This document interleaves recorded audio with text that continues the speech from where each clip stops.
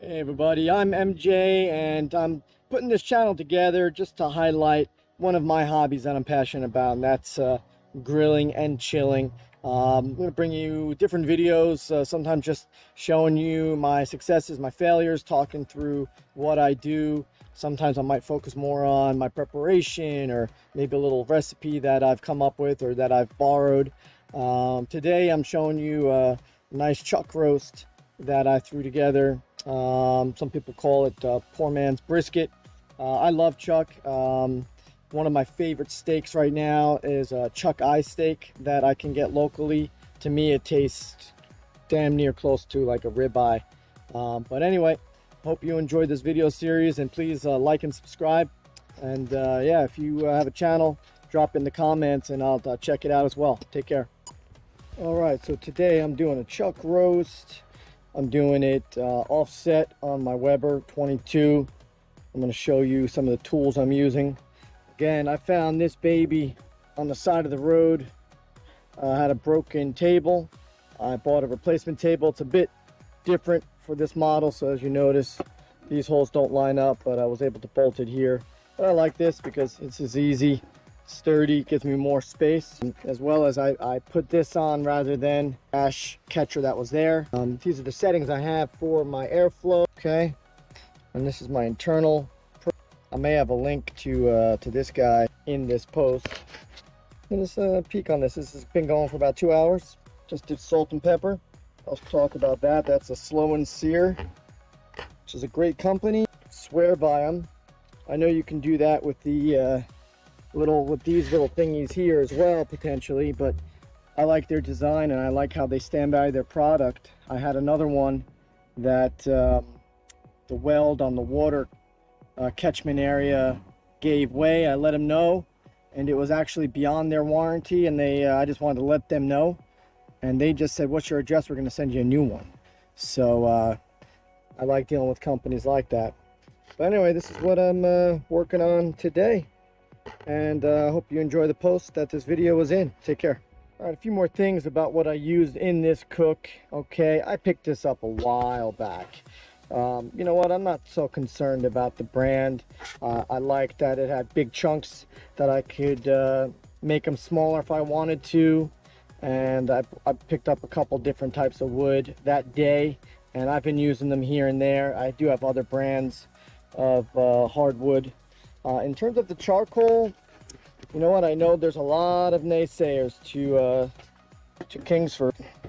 It's what I can get pretty easily around by me, and I think if you know how to use it, you're going to end up with a good product at the end. Yes, it does let off a little bit of smoke. You're lighting it up, but you can control that in a way. You can burn that off, and it's really just about managing it. I know a lot of people swear by B&B charcoal. There's no one nearby that sells that, and I've picked it up when I've seen it, and it is good. But I do like, you know, the consistency with the Kingsford for me. I mean, I know people that are doing competitions with Kingsford just because it's so consistent, and it's really about what you add to the charcoal, like the wood you add, as well as what you're doing to the meat, or what type of meat you're using. That's really what you need to focus on. If you're getting caught up and making sure, you know, you track down a special type of charcoal, you know, it might be nice, sure, it's going to add some uniqueness, but I'd say look at what you have around and try to utilize what you have around, and from there fine tune, learn a little more about your craft. And then if you want to go crazy and only use a certain high-end type of charcoal, go right ahead. I do know people that, you know, will only use like the big green egg stuff. I do use lump as well, depending on the cook. A bag that broke open a while back, scattered around here.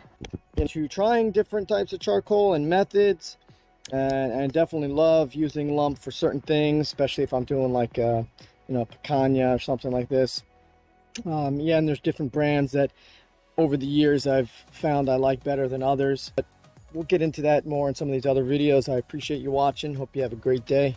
All right, so this is the original Slow and Sear that I had, and this is where it failed. Again, I've used this thing for a few years, and how I used it, sometimes I would fill up the reservoir, sometimes I would just leave the coals here. Both of them, if you see in the earlier in this video, the new one I have has this bend. I guess that just is part of what happens with these. It doesn't really affect anything. It's just a little bit of a warping of the metal. I still use this here in my my big kind of, you know, I don't even know what I call this thing. I guess they called it like a cowboy grill. Came with a rotisserie attachment and some other tools, and I do use this. It's just getting the height for the charcoal on this is a little bit of a pain in the neck, so I do prop it up different ways, and I've been using this as well to help create an offset zone. But yeah, definitely a great product, something that I would recommend. All right, so here is that chuck roast all wrapped in some butcher paper. I'm going to open this up, slice into it, and let you take a peek. There we go. I wish you could get a whiff of this stuff. Beautiful. Let's cut into this. Beautiful. Real glistening, nice and moist, nice smoke ring. It's going to be delicious. Take care. Again, remember to like and subscribe, and I'll be uploading some videos about weekly, sometimes more. Take care.